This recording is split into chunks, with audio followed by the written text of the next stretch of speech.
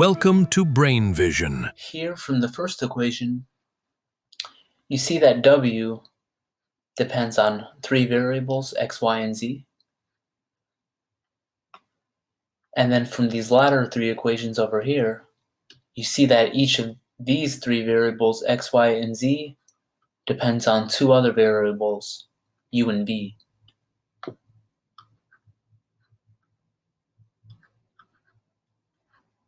So ultimately, by going down the tree, you see that W depends on u and v. So let's go ahead and compute the chain rule here. So let's do dw over du. So now we look at the tree and we figure out the ways to get from w to u. So first you start at w and then you go to x.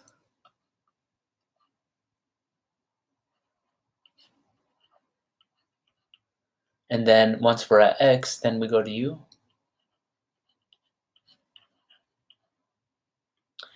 We could also go from w to y.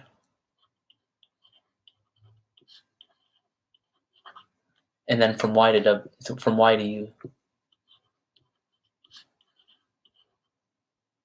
And finally, you can go from w to z and then z to u.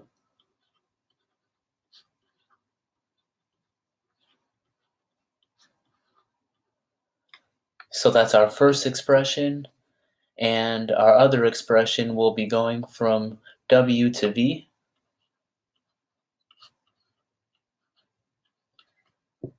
So here are v's down here, and there's three ways to get there. First, you go from w to x, and then x to v. Or you can start at w, go down to y, and then from y back to v.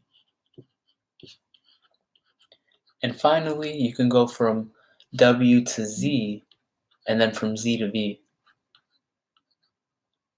And these are our answers.